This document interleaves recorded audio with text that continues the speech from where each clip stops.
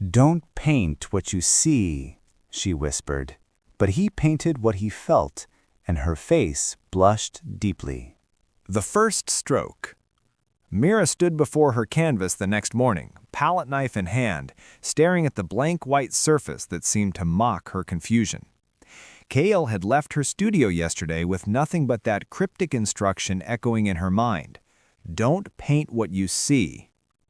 When Kale arrived for their second session, she wore different garments, deep indigo that shifted to violet depending on the light. Mira noticed everything now. The way Kale moved like water finding its course, how her presence made the studio feel smaller and infinitely larger at the same time. "You're uncertain," Kale observed, settling onto the chaise. It wasn't a question. "I don't know how to paint what I feel when I'm not sure what I'm feeling," Mira admitted, mixing burnt umber with titanium white, her hands needing something to do. "Then let's discover it together. Tell me about your art. Why do you paint emotions instead of faces?" Mira began working, applying broad strokes to establish the background while she talked. "Because faces lie. They smile when people are breaking inside. But emotions are the truth beneath everything." "We have something similar on Luminara," Kale said softly. "Our bodies betray our feelings through bioluminescence. We cannot hide what we feel, not from each other." "That sounds terrifying," Mira said, glancing up from her canvas. "It's honest." Kale tilted her head, studying Mira with those impossible eyes. "What do you feel right now, in this moment?" The question hung between them like a physical thing. Mira's brush stilled as she met Kale's gaze. "Curious," she said finally. "Fascinated. A little frightened." "Of me? Of what you make me want to paint?" Something shifted in Kale's expression. A softness around her eyes, a barely perceptible change in how she held herself. "And what do I make you want to paint?" Mira turned back to her canvas, her heart racing as she began adding colors she hadn't planned. Deep golds, warm ambers, touches of rose madder. The feeling of standing at the edge of something vast, like looking up at stars and realizing how small you are, but instead of feeling insignificant, feeling connected to something infinite. The studio fell silent except for the whisper of bristles on canvas. Mira lost herself in the work, building layers of color that had nothing to do with Kale's physical form and everything to do with the strange gravity she exerted. "May I move closer?" Kale asked after a while, her voice carrying an unusual hesitation. Mira nodded, not trusting her voice. Kale rose and approached, standing just behind Mira's shoulder. The alien's warmth radiated against her back, and that strange, beautiful scent enveloped her. Mira's next brush stroke wavered. "You're painting longing," Kale observed quietly. "Am I?" Mira whispered, but she knew it was true. The canvas swirled with it, the ache of reaching for something just beyond grasp. "It's beautiful." Kale's breath stirred the hair near Mira's ear. "On Luminara, we don't experience desire this way. It's overwhelming." Mira set down her brush with trembling fingers, not daring to turn around. "What way do you experience it?" "We don't. We didn't. Until—" She stopped, and Mira heard her take a step back. When Mira finally turned, she saw faint patterns of light dancing beneath Kale's skin like aurora borealis trapped under pearl. Their eyes met, and the air crackled with everything unspoken between them. The revelation. The third session began differently. Kyle arrived earlier than expected, finding Mira already lost in her work, paint smudged on her cheek, hair twisted into a messy knot. The artist had been working through the night, unable to stop, driven by something she couldn't name. "You didn't sleep," Kyle said from the doorway. Mira startled, nearly dropping her brush. "I couldn't. The painting kept calling me back." She stepped aside, revealing her progress. A canvas alive with movement and emotion, abstract yet somehow unmistakably about connection, about the space between two beings learning each other's language. Kyle approached slowly, her luminescent patterns flickering softly beneath her skin. "It's extraordinary. You're painting something I've never seen visualized before." "What's that?" "The feeling of becoming." They stood side by side, shoulders nearly touching, both staring at the unfinished work. Mira gathered her courage and asked the question that had haunted her since their first meeting. "Why did you really choose me? There are more famous artists, more experienced portrait painters?" Kyle was quiet for a long moment. "Because I saw one of your paintings in a gallery. It was called The Weight of Words Unsaid. I stood before it for an hour, feeling something I'd never felt before. My escort had to pull me away." She turned to face Mira fully. "I needed to meet the person who could make me feel that way." Mira's breath caught. "Kyle, let me finish, please." Kyle's voice wavered slightly, the first time Mira had heard her sound uncertain. "My people don't understand human art. They sent me here to study your culture, to find common ground for our species to build upon. But that painting, you showed me that humans feel the same impossible things we do, the same yearning for connection across impossible distances." Without thinking, Mira reached for a clean brush from the table between them. Their fingers collided instead, skin meeting skin for the first time. The contact sent electricity racing up Mira's arm, and she gasped. Kyle's hand remained against hers, warm and surprisingly soft. "I'm sorry." Mira started to pull away, but Kyle's fingers curled gently around hers. "Don't be. We experience touch differently than you do. It's more intense for us. Every nerve ending becomes a symphony." Kyle's bioluminescent patterns blazed brighter, cascading across her skin in waves of teal and gold. "I've been avoiding this because I knew it would overwhelm me." "And now?" Mira whispered. "Now, I don't want to avoid it anymore." They stood frozen, hands intertwined, both breathing harder than the simple touch warranted. Mira could feel her own pulse hammering against Kyle's palm, wondered if the alien could sense it, if it meant anything in her language of light and sensation. "I should keep painting," Mira said, but neither of them moved. "Yes," Kyle agreed, but her thumb traced a small circle against Mira's knuckles, a gesture so tender that made Mira's eyes sting. Finally, reluctantly, they separated. Mira returned to her canvas with trembling hands, selecting her smallest brush. She began adding details she hadn't planned. Intimate touches of color where two abstract forms nearly merged, separated only by the thinnest line of raw canvas. The space between. The almost touching. Kyle watched from the chaise, her skin still glowing softly, her strange eyes never leaving Mira's face. "You're painting us now, aren't you?" Mira's hand paused. She could lie, maintain professional distance, pretend this was still just a commission. Instead, she told the truth. Yes. The admission hung in the air between them, like a bridge being built, plank by trembling plank, across an impossible divide. The unveiling. 2 weeks had passed since their hands first touched, 2 weeks of sessions that grew longer and more charged with each passing day. Mira had worked herself into a fever of creativity, adding layers upon layers, until the painting became something she'd never created before, a visual symphony of emotion rendered in color and light. Now, as dawn broke over the city, Mira stepped back from the completed canvas and felt her knees weaken. She'd done it. She'd painted exactly what she felt, holding nothing back, and the result was both terrifying and exhilarating. When Kale arrived that afternoon, she found Mira pacing nervously, the painting turned away, covered with a cloth. "It's finished?" Kale asked, her voice soft with anticipation. "Yes, but before I show you, I need to say something." Mira forced herself to meet those otherworldly eyes. "This isn't the portrait you commissioned. It's not diplomatic or formal or appropriate for whatever purpose you needed it for. If you want me to start over, I will, but I needed to—" "Mira." Kale crossed the room in 3 fluid steps, stopping just within arm's reach. "Show me." With shaking hands, Mira pulled away the cloth. The painting was unlike anything in her portfolio. Two forms dominated the canvas, one human-shaped in warm earth tones, the other alien and ethereal in cool luminescent hues.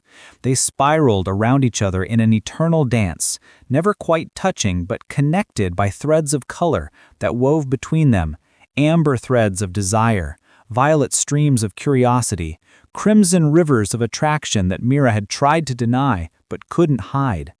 At the center, where the two forms came closest, the colors merged into something new, a shade that existed nowhere in nature, the visual representation of two worlds creating something unprecedented together. The silence stretched until Mira thought she might shatter from the tension. Then she dared to look at Kael.